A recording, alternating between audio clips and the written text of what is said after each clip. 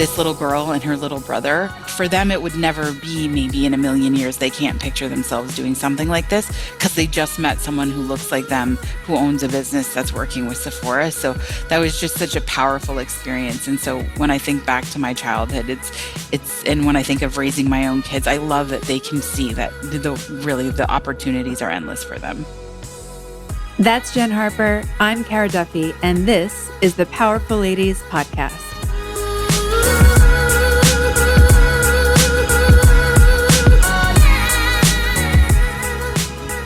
Welcome to the Powerful Ladies Podcast. Thanks for having me. Let's just jump in and tell everybody who you are, where you are, and what you're up to in the world. Yeah, so my name is Jenn Harper. I'm the founder and the CEO at Cheekbone Beauty Cosmetics, Inc. And we are a sustainable, vegan, clean color cosmetics brand. We are available in Sephora, Canada, and soon to be available in JCPenney in the US. And of course, we have our own online store, and we're headquartered in St. Catharines, Ontario, Canada. And I'm like, yeah, is that everything? I feel like there's so much. And what am I up to? There's about 1 million things, but I feel like I've just been putting out fires for like the last 6 months. And I don't know if that, like, I want it to end. It just doesn't feel like it's going to end. What type of fires are those? Because I think everyone's dealing with that. Mm-hmm. Yeah, like product related, right? Packaging, supply chain issues, team issue. Like it's just, one thing after another. And I remember early on, someone told me it's just a numbers game, which means the bigger you grow, the bigger these are going to get. And I'm trying to, I think, reframe how I look at it, but it's hard. Yeah. It is really hard. Had you worked in beauty before you jumped into this? No, zero experience, which is still blows my mind that someone who wasn't in the industry, and we just celebrated 6 years this past November. Congratulations. Thank you. And yeah, it feels like just yesterday, but there were certainly, the 6 years since we launched and about 2 years of me figuring the things out before we brought the brand to life. So that's 8 years that this has been sort of like flowing through my system and in my space. And there's still so much more to learn. And I do see, every brand founded, I look, and when it's an industry veteran doing it, I'm like, oh, wow, they know a crap ton more than I do, right? Like yeah. And I'm like, wow. And it's interesting when you talk to organizations like Sephora, they love that because I think they realize how hard this is. Even though, they do, Sephora Canada is like, I think, a huge advocate. They do love us. They love our brand. They love the story and they love what we're trying to do. But I think they're used to working with the big players that understand the ins and the outs. And so thank goodness for their grace and our ability as a team to figure things out really quickly. But I can see why experience it's an asset. And then at the same time, I love the fact that I came into this so naive and so Pollyanna that it really brought a fresh brand to the world that didn't exist before, right? And so those two sort of, it's really interesting because I think it's both important.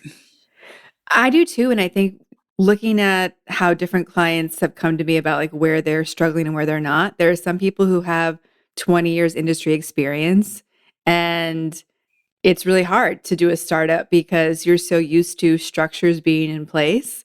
And you're like, wait, hold on. I forgot that there's no one to do that because it's just me. And then there's such beauty, I think, in a novice coming into an industry because, like you said, anything is possible. And there's no stress of knowing like what it should be. It's just like, well, every day we figure it out. Okay, that's the game. Yeah, exactly. Do you ever listen to How I Built This, the NPR podcast? Religiously, yes. Right? Every Monday. Of course. One of my favorite episodes is the Jenny's Splendid Ice Cream live episode, just because of that. She's like, I had never made ice cream, let alone cooked anything before. And so the fact that she's now, has an ice cream empire, she's like, you can figure it out. It's fine. Yeah. I wish more people knew that message was there. And I'm glad that you're sharing yours today, because if you want to work in a place where you are like, I have no reason to be in that space, it doesn't matter. I love it. Yeah, I love it's one of my favorite episodes. There's many, even like Sarah Blakely from Spanx, like she entered it a completely like manufacturing is like a whole new world. And yeah, so there's so many, there's two entrepreneurial journeys, and sometimes it's industry people that have had the experience and then just decided to go out on their own. And then there's I think I call it like the crazies like me who are like, yeah, let me enter this and figure this out. And I personally have this like huge responsibility. I've given this to myself, but for my community, like as an Indigenous woman that has nieces and nephews that, live on reservations and haven't seen people succeed in the business world, I feel ultimately responsible to show our community that for us to like survive economically speaking and figure out how to maintain our communities and really sustain ourselves as indigenous people, that being able to build your own kind of company is really important for us to exist. And so that weighs on me heavily. So regardless of how hard it is, I have that reason why and that drive to keep going and keep doing this. And I do enjoy it, despite it's crazy. It's so hard, and I literally cry. I think every other day at some point. But it's exciting, and there's a bigger purpose for this for sure. I think it's really interesting when you talk to people like yourselves who are B corporations. There's something different about heart-led entrepreneurs like that. Like when that's who I like hanging out with because we're looking at business in a different way. It's like, this is a vehicle. How do you stay focused on what really matters to you versus getting, sucked into the, oh my gosh, we have to grow 10x and oh my gosh, investors, oh my gosh, like all the things that are out there today. There's so much noise about what we should be doing as business owners. How do you just keep that all clear and stay on your path? Or is that a challenge to get like sucked into the minutia of how everyone else is doing business? Yeah, it certainly is tough not to pay attention and be like, how did that brand just went from 0 to 60 in like what this record amount of time? And I think the values and principles that we built the brand on are solidly who I am.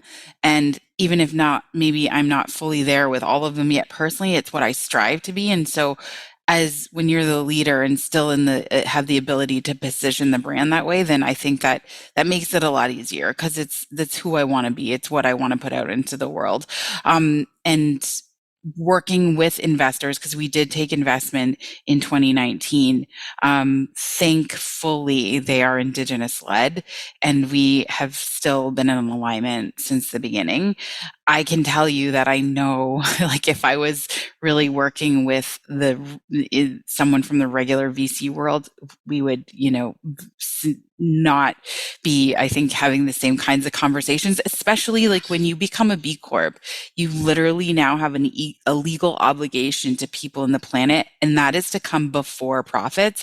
I don't know any VC that's having that conversation.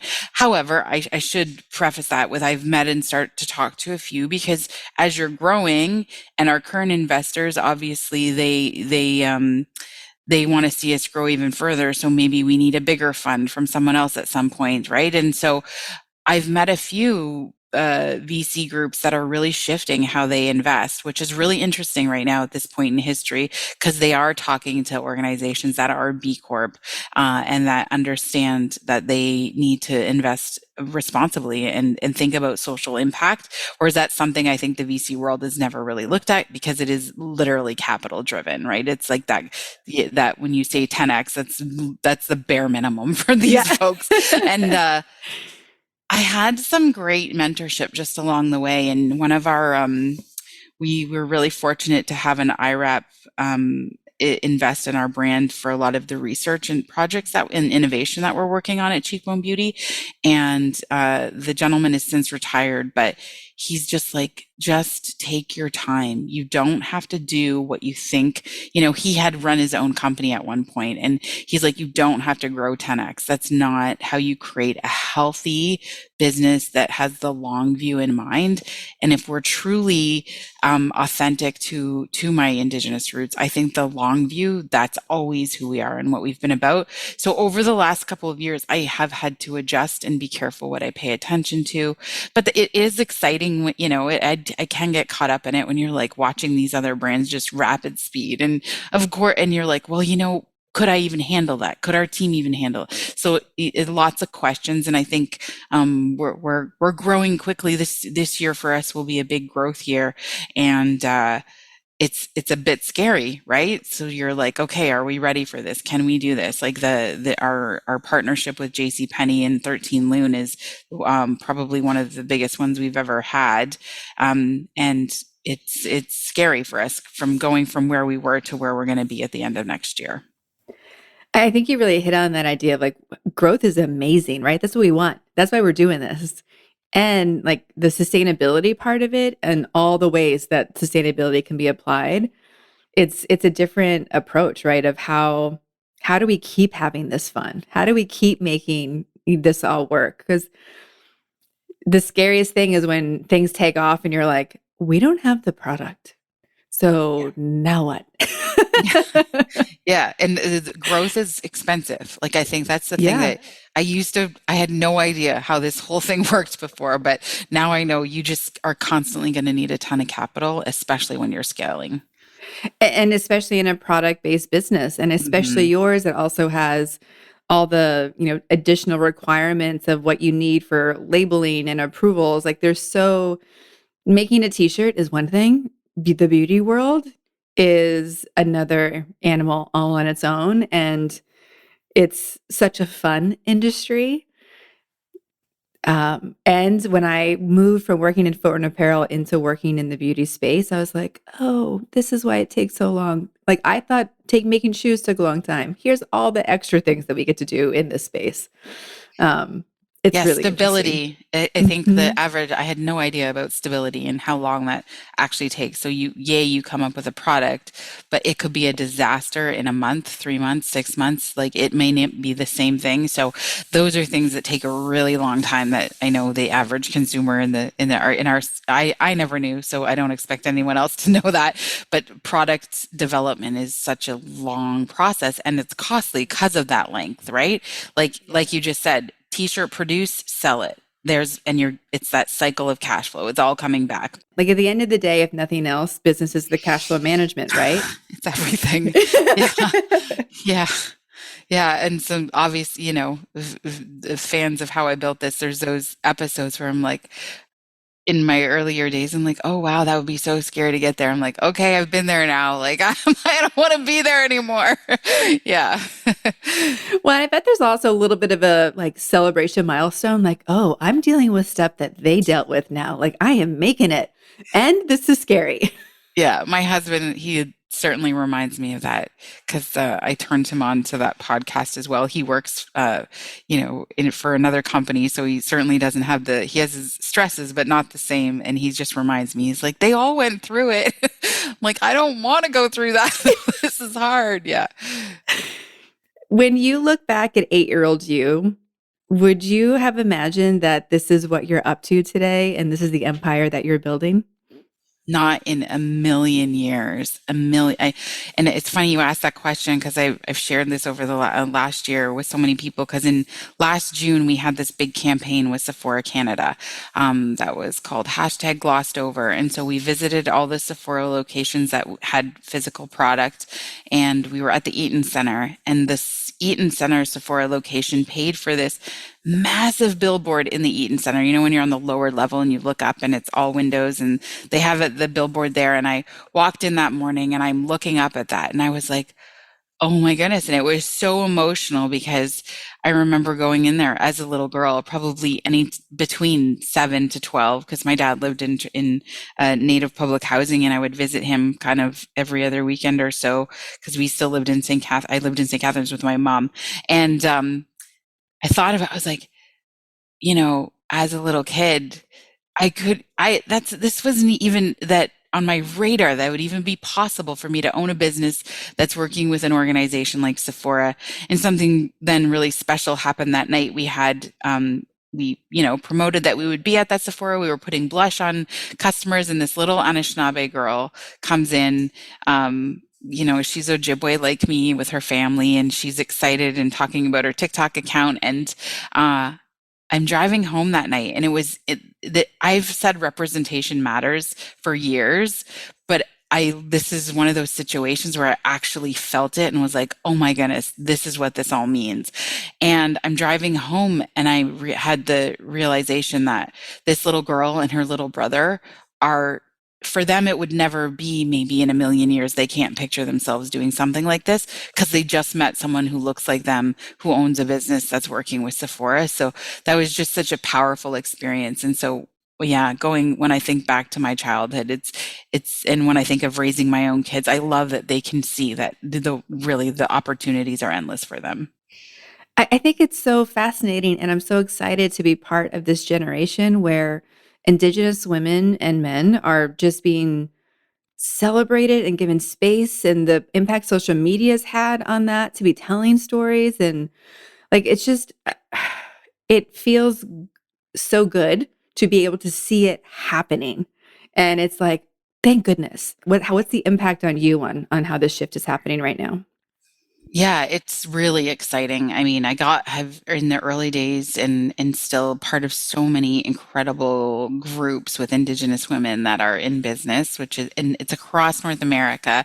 And I really think it's just such a beautiful place to be and be a part of and see how we're impacting each other. Like, this is your circle for us, right? Like, and it's this feeling that you're being celebrated. And I know, and I think it's special because it's cultural. But if you're a part of any group where you feel like these are the people that are actually there cheering you on, and you really feel that authentic support, like, there's nothing like that. And we all know, and we all have our groups, and maybe some of us more than others. I know a lot of entrepreneurs do things solo, and that's really hard. So I love that there is a network of people that you can call upon, and watching each other just be here. Like, like you just said, I watched a friend she's sitting in a round table yesterday with President Biden and the Prime Minister Justin Trudeau. And I'm sorry, I don't know the Prime Minister of Mexico's name, but it was a trade event. And it's just like, yeah. And she said they announced that there will always be, going forward at that round table, Indigenous women's voices included. And I'm like, yeah, that's like, yeah, of course, that should be the way it is. Let everyone have a voice, for sure. But it's just so wonderful to see friends and people that are in these circles do that. And then knowing that these next generations are coming up too, and getting, like, because of the speaking, I get to meet so many young people, and just hearing their ideas. It's my favorite thing in the world, because I knew when I talk about being Pollyanna, those days where you're just so excited about the idea and the thing you want to start, and getting to meet the young people that have those, so, so special. Yeah. I have a hard time not being emotional when you can see in the moment the impact that you're having. You're like, because usually it's a hindsight thing. You hear about it later. But when you get that special moment, you're like, oh my gosh, like, this is it in the moment right now. I'm so present that you really feel that you are a vehicle and you are not the cause of the matter, for me anyway. Is that how it shows up for you? You're like, oh, I'm just here to make space.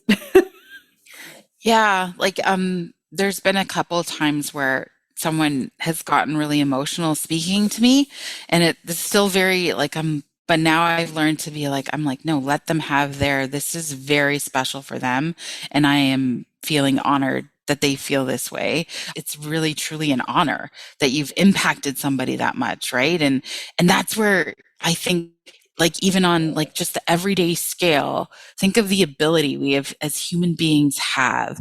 And I've said this before, like just smiling at someone in the grocery store, like that is impact, and you can have impact big and small all day long, all year long. And we all have that abilities, and I think it's about being that example that it's possible to do that on any scale for sure. So what was the catalyst that you're like, you know what? I have this crazy idea. I'm going to start a beauty brand. I got this. Let's go. Yeah. So my entry into the space was the whole story. It stems from sobriety first. Then 2 months later, I have this dream about native little girls covered in lip gloss. Woke up that night and it was like clear as day that this is the next thing I have to start working on. And didn't really tell anybody about it for a little while, but then, shared it with my husband and my family. And I think this is the funniest part. I think because I was newly sober, everyone was just like, let her just do what she's doing. She's not drinking anymore. Because now I'm like, this would be crazy. I was selling seafood. Like my whole career had been in the food industry. Who in their right mind thinks they can start a lip gloss company, right? Like, or a lipstick company? Like what? So when I think about it now, I'm like, my family was just like, she is maintaining her sobriety and she's working on stuff, so let's let her just do it. Yeah. And even my son, I remember I got invited in Canada to a Canadian Women in Business roundtable discussion with the Prime Minister, and it was probably about 2 or 3 years into the brand, and my son is like, I guess this is a real business, isn't it, Mom? If you're being invited somewhere by the Prime Minister. Yeah. Well, and I want to go back to the dream because I think this is really interesting.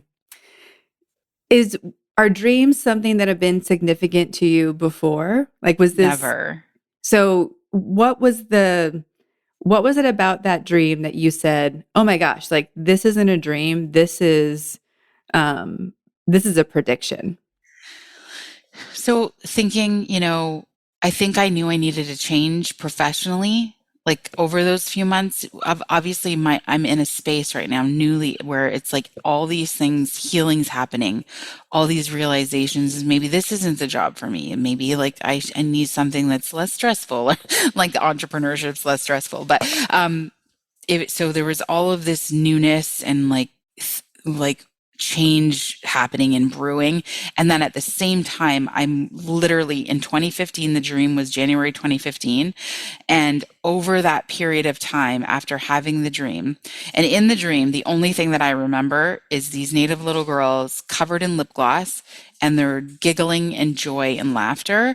And so then I'm learning about my grandmother's experience at residential school, which as a 38-year-old woman at the time, I had no idea about. And so learning this whole terminology, generational trauma, it's why I'm an alcoholic. It's why so many of my people have addiction issues in my family. It was like this aha moment of like, oh my goodness, this is the reason why, like for my whole entire life, struggled with accepting my identity as an Indigenous person because of shame. And then shame makes you sick. And obviously drinking was my sort of the method of how I was dealing with living just in that space of shame for so long. And now realizing I'm like, this is not our fault. Like, this is not my family's fault. Cause I used to think, what the heck is wrong with my family? They're so dysfunctional. Like I couldn't understand it all. Then I read the TRC report, which is called the Truth and Reconciliation. It was this final report between the Canadian government and survivors of residential school. I was reading through that in January because that's when the final report came out. And I would read this at night and just be in awe that like I I felt so I guess blinded and misled because it's systematically like there's government prime ministers, this is their plan to eradicate Indigenous people and their culture. And so like when you take someone's culture away from them, it's like you're robbing people of who they're supposed to be. And we know what kind of trauma that creates and kind of trauma it has created and still exists to this day. So I think all of that happening and then this idea of a brand, and I was a big fan of Tom's shoes, and I was like, just starting to understand what a social enterprise meant and possibly could mean or be, and thinking, okay, well, I can create this lip gloss, use a portion of the profits to create a scholarship fund in honor of my grandmother, and these were just all the early ideas. And over 2015 and 2016, my husband's like, I'm like, don't you remember? I don't think I watched TV literally for these 2 years because I read 100 books in a 2 year period, and they were on business, entrepreneurship, like biography stories, and then this also Indigenous history about what's happened in this country in North America, and then globally, realizing that, oh, okay, colonization has really messed up Indigenous communities around the world, learning all of these things and just taking all of that information and trying to figure out a way that, okay, like, okay, this is awful, this is horrible. I'm changing. I feel this change happening in me because of this truth. And so imagine I could share my story, which in a million years I never thought I'd publicly talk about being an alcoholic, but I share it now on purpose for that one person that could possibly change because of hearing someone else has got well. Then realizing my community, my people, Indigenous people, we need examples, we need role models. And one of the early first collections of our lip gloss was called the Warrior Women Liquid Lipstick. And we had named all of those after Indigenous women that we still have the Warrior collection now, of Indigenous women that were doing incredible things. Because I kept thinking it was all like, what was helping me? And then how could I help my community? There's so much in what you just shared Did that I I answer wanna your question? it was great.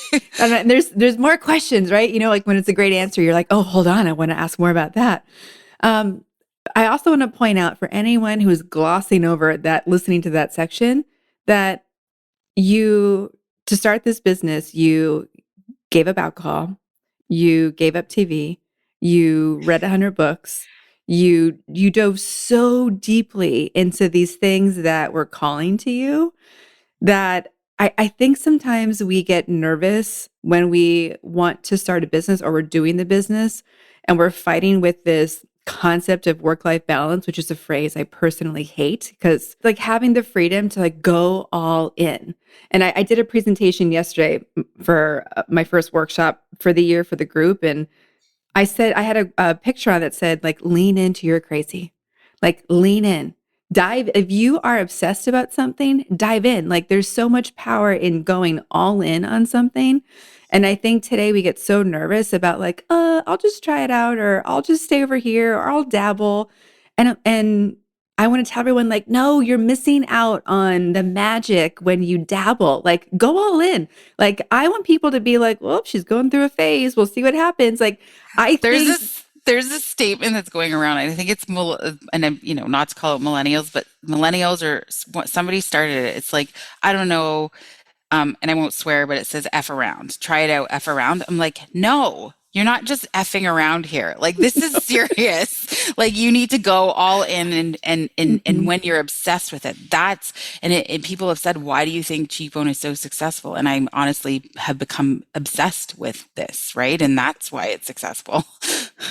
Well, and I think it's also successful because it hits on so many of the things that matter to you, right? Like part of that sustainability component is, does your business fill your soul? Are you fully self-expressed in creating this business? And, I'm sure there are parts of you that need nourishment outside of the work with the business, but the fact that it hits on sustainability, on caring about your community, on caring about future generations, on doing something good and letting people be proud, letting yourself be proud. Like I hear so much of the Venn diagram that's you getting to check boxes and working on this business. And I think that's so critical of it's not like, oh, it helps me in here. It's like, no, no, no, it covers all this stuff that I care about. And, that's part of the leaning in and getting obsessed, but it makes it easier to go through all the hard moments because it's a part of you at this point. It's not something that you show up and do and leave at 5 o'clock as if that's ever possible.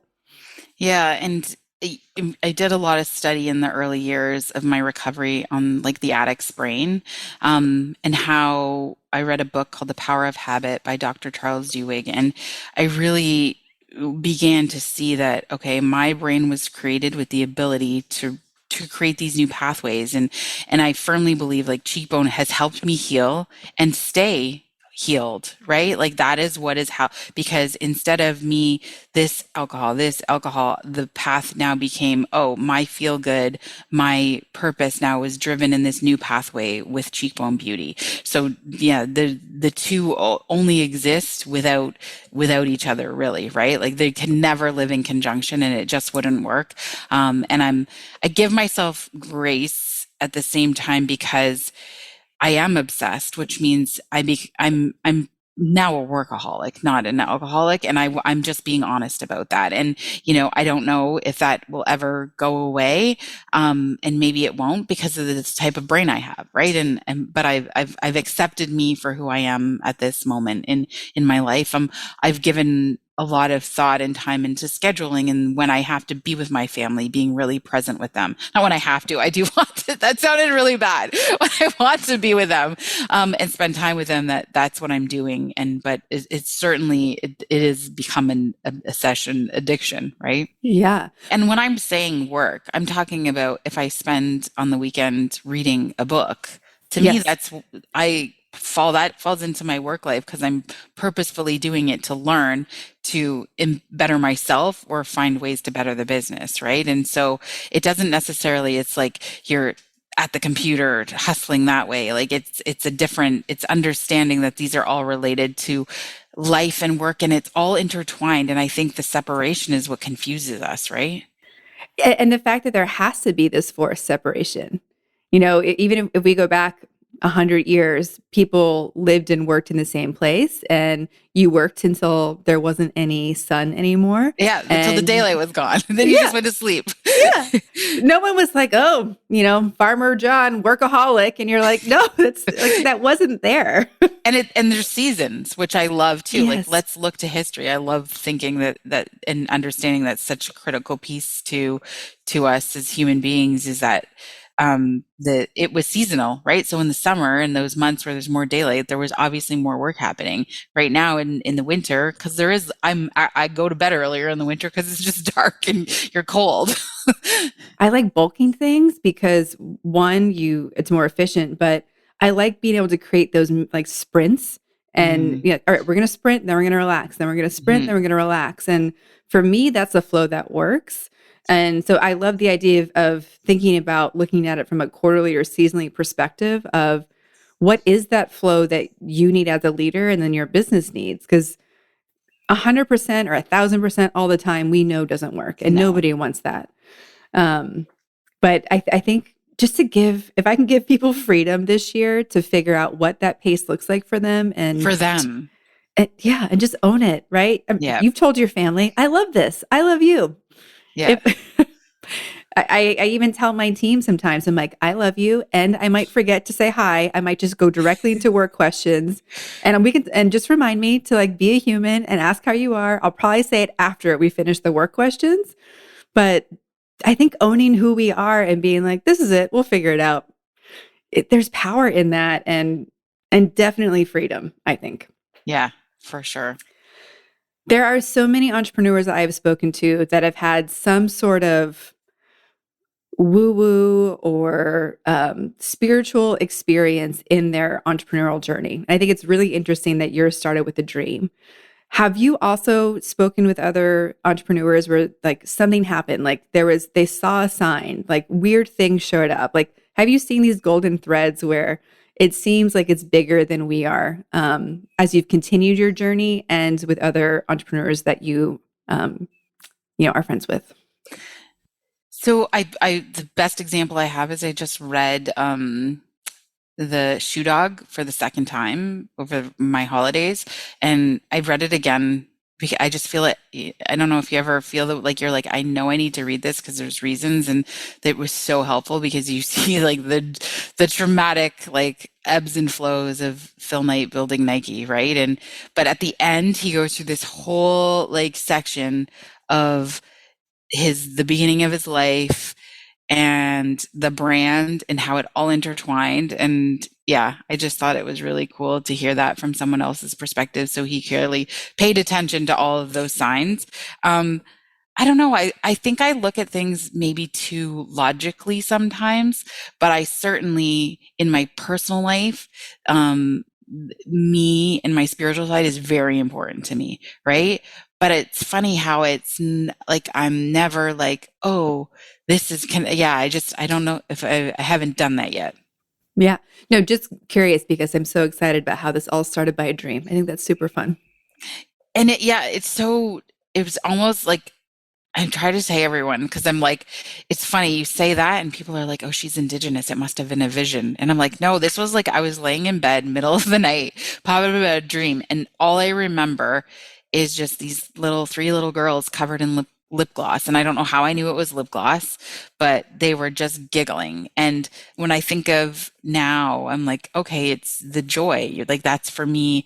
I want to bring joy back to my community in some way. And we look at Cheekbone constantly as just like, let's make it a soft place for everybody to land. 'Cause social media is painful. It can be really excruciating. People aren't always the nicest, but still, our whole goal and mission here, not only about empowering our communities, but we make this a core of who we are as those values of like love and just exuding that at all costs, regardless of how we're being treated. And sometimes it's really bad, but we're like, no, we're just like those Care Bears in my mind. I'm like, we're just forcing love out there. I love that you're referencing the Care Bear stare. I have referenced it so many times on this podcast, and people are like, I don't know what you're talking about. I'm like, how did you miss this? It's such an empowering thing. Yeah. It's like, those are great. But I was like, I never knew later in life how important watching the Care Bears would be to me later, to visualize what it's like to just keep sending that out, regardless of what's being tossed your way, right? Yeah. Well, I also had the realization on last fall, honestly, when somebody asked me like who inspired me as a girl, and I realized they're all fictional characters. It was like Nancy Drew, The Babysitters Club, Jem and the Holograms. I'm like, oh, weird, but okay. Thanks, 80s cartoons. Like it worked. Yeah. My mom used to think I was singing about me because my name is Jen. And I would say, Jen is my name. No one else is the same, Jen. But I was saying Gem because of Gem. And my mom used to think I was singing. I'm like, I'm not singing about myself. But even if I was now, who cares? Oh yeah, I'm changing it forever now. It's now the Jen song forever. When you think of the words powerful and ladies, when you hear them separately, what do they mean to you? And when they're combined or next to each other, does the definition or meaning change for you? Yeah, the word power, it's funny because it's changed for me over time because I believe we all have power, no matter what your socioeconomic status is in life. I think there's so much power that human beings have. And then I think for me, then like great power comes from thinking of creation and the creator and just, when you get to travel in different places of the world or just looking at creation to me is such a powerful experience because I'm always in awe of it, like the perfection of the design and everything that we have at our fingertips as human beings. Like what a gift!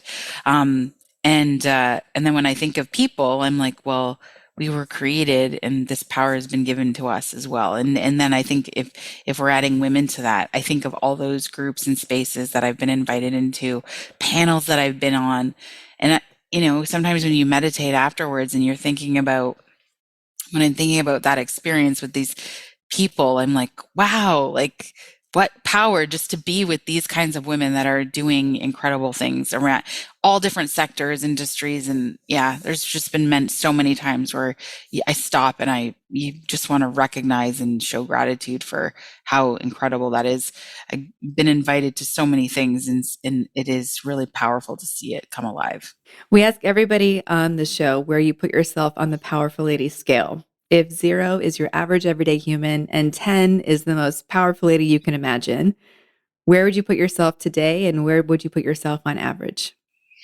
I am just a regular woman and I'm really happy to accept that. So I'm definitely like just at the 0 scale. But I feel like that's enough, right? I think I just want people to understand we're all just enough and have that ability. Maybe some days when really high points happen in entrepreneurship, it is a little jolt of a buzz. You know what I mean? Like, and those days are probably when it's like the 10. And then you're like, yep, now I'm just a regular person again, back to zero. So there's like, I don't know, when Sephora called after years of like, and said, you're going in our store or you're going on our online.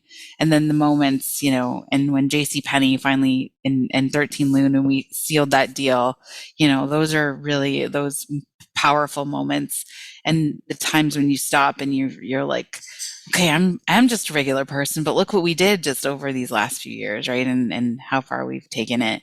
And then and I just, yeah, I think just, I don't think it has to be this big grand thing. And I think that's really important to me that everybody understands that you can be powerful at that zero, right?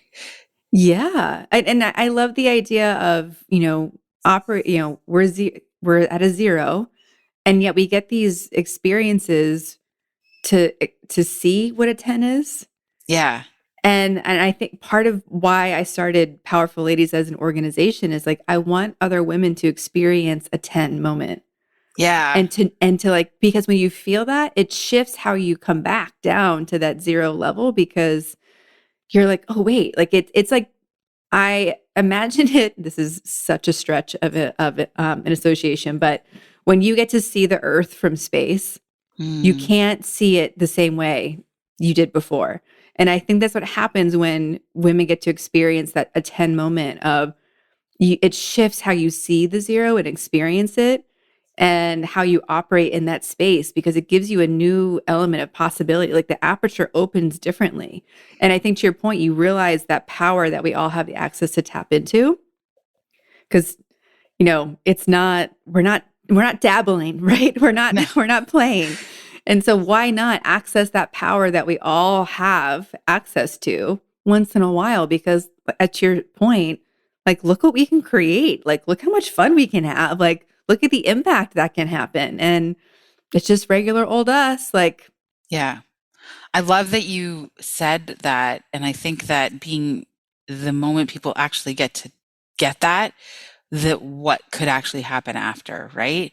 You know, it's that understanding. It's okay to be here at the regular day, but those moments can help you get sort of to next levels. I think it's interesting, and when I remember reading a long time ago why um, they put public housing around other socioeconomic levels in neighborhoods, and it's for that very reason, right? So as much as you can see that there's a way out, it's a possibility because you're living and you're working and going to school with people from all different groups.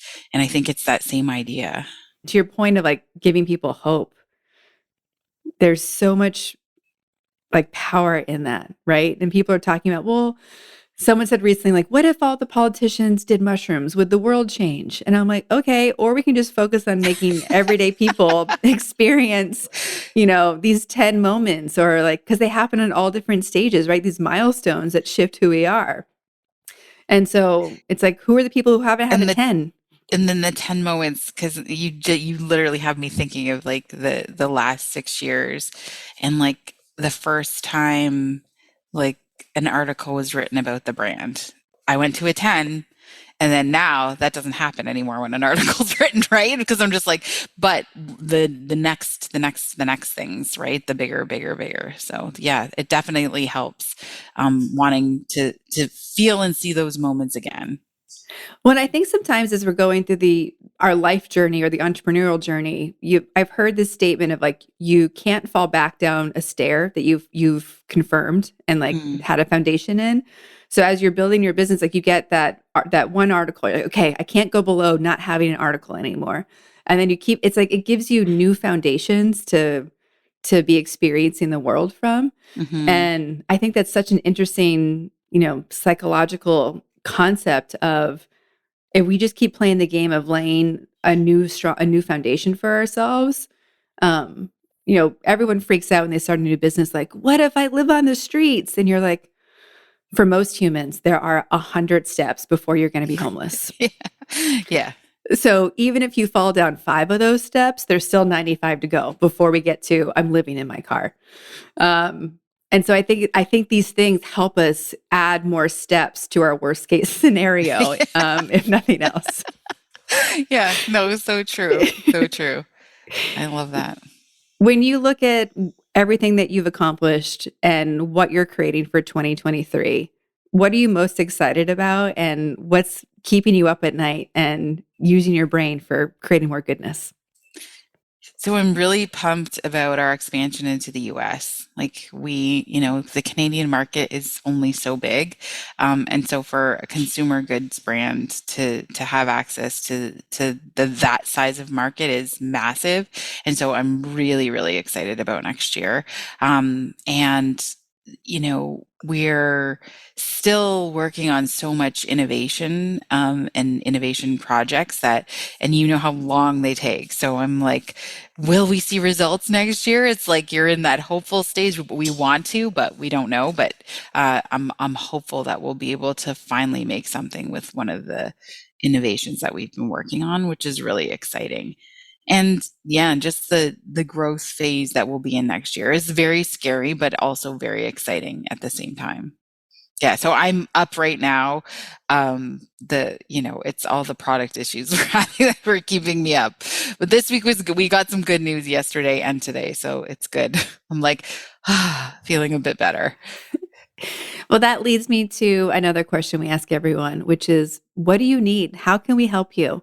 This is a powerful global community with a lot of really smart people in it, with lots of cool connections. What do you need? What do you want? How can Powerful Ladies help you?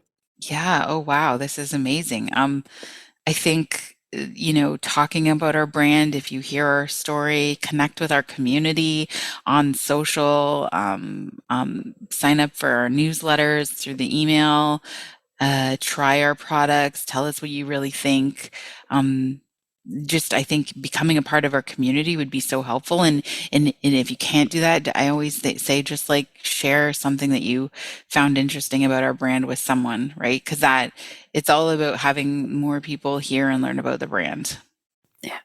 Well, it has been amazing to meet you and connect with you. I'm so excited about what you're up to. I see lots of opportunities for us to hang out and collaborate in panels in the future. But just thank you for taking the time. I know how busy you are, and it means a lot to me that you're sharing your story with this community and inspiring the people that you do. So we see you and thank you for all the work you're doing. It's making such a big impact. Amazing. Thanks for having me. And before we let you go, where can everyone find you, follow you, and support you? So we're at Cheekbone Beauty on Instagram, we're Cheekbone Beauty on Facebook, at Cheekbone Beauty on Twitter and TikTok, and we're cheekbonebeauty.com, and you can find us at sephora.ca. I love it. Well, thank you so much, and I can't wait to see what you create this year. Thank you.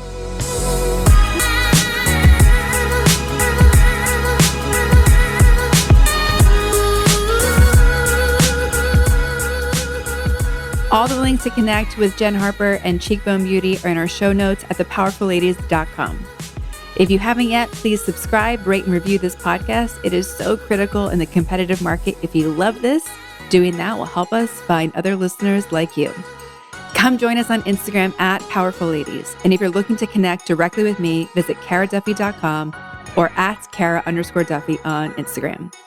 I'll be back next week with a brand new episode. Until then, I hope you're taking on being powerful in your life. Go be awesome and up to something you love.